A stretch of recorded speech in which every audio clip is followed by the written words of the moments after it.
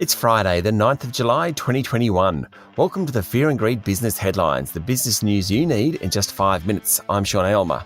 In today's headlines, financial markets start to waver as the number of new COVID cases in New South Wales surge. Plus, Crown Chair Helen Coonan under fire in the Victorian Royal Commission, and the casino giant is accused of interfering with the outcome of the inquiry.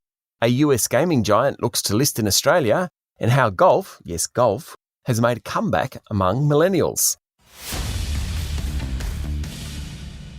Our lead story today, the COVID crisis in New South Wales escalated yesterday with a surge in cases and State Premier Gladys Berejiklian backing away from suggestions the lockdown would end late next week. What's worrying authorities is that many of the people who have contracted the coronavirus were not in isolation. Prime Minister Scott Morrison yesterday announced a range of new measures to help New South Wales, including additional vaccines, a change in guidance so that the second dose of AstraZeneca could be delivered at 8 weeks, not 12 weeks, and financial support for workers. This morning, the Australian newspaper is reporting that the federal government has done a deal with Pfizer to triple the number of weekly doses available from July 19. The Sydney lockdown is already having big consequences for the economy and financial markets. COVID stocks on the share market, like the tech companies and the big supermarkets, are doing better. 10-year bond yields have fallen from 1.8% a few months ago to 1.3%, suggesting that traders aren't quite as convinced about the Reserve Bank loosening monetary policy. The state of New South Wales is on a knife's edge. Things could go either way. The moral of the tale, no matter where you live in Australia, get vaccinated. In overseas news, the global death toll from coronavirus passed 4 million overnight. While it took 9 months for the first 1 million lives to be lost, it took just 11 weeks for the most recent million. Wall Street fell overnight with economically sensitive stocks dropping most, as investors worried about the latest wave of COVID-19 hurting global growth. The US 10-year bond yield fell back to 1.276%, its lowest since February. European markets also tumbled. The Tokyo Olympics will ban all spectators as a resurgence in cases of COVID caused the government to declare a state of emergency in the city. Some events taking place outside Tokyo will have limited spectators. COVID cases have been rising in Japan and on Tuesday hit their highest daily level since May. And China is set to launch its first passenger jet after a decade of development and tens of billions of dollars worth of state spending. According to the Financial Times, the single-aisle C919 will commence commercial flights shortly, providing a deep-pocketed competitor to Boeing and Airbus. Locally, Chair of Crown Resorts Helen Coonan yesterday appeared before the Victorian Royal Commission. She admitted that the group's compliance with responsible service of gambling requirements needed work, and a man banned from the Melbourne casino subsequently visited the sister operation in Perth 29 times.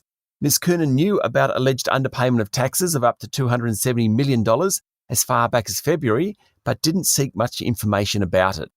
But perhaps the most damning outcome of the day was Ms. Coonan conceding that the board of the group wrote a letter to the Victorian government just last week, hoping to neutralise the findings of the Commission. Commissioner Ray Finkelstein said the letter amounted to Crown warning the government to make sure he didn't make a specific finding, presumably that Crown should lose its licence in Melbourne. Diplomacy has never been Crown's strong suit, but the letter is a shocker. US gaming giant Scientific Games is considering the ASX to launch its $5 billion initial public offering of its global lotteries business, according to the Financial Review.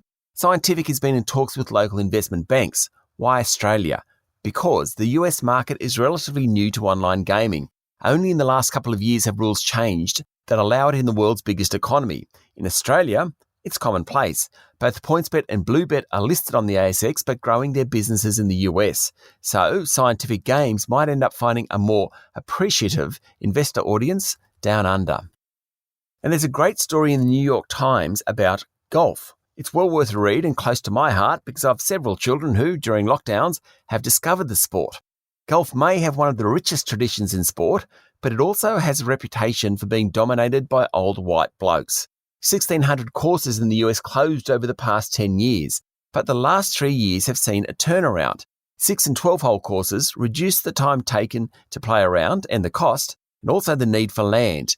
The average age of players has dropped dramatically with many more female participants. There are sports bars at driving ranges, loud music on courses, and the etiquette of the sport has been relaxed. Apparently, it's hip again. Maybe I can drag out my +4s. That's the Fear and Greed business headlines for today. Make sure you hit follow so you get it every morning.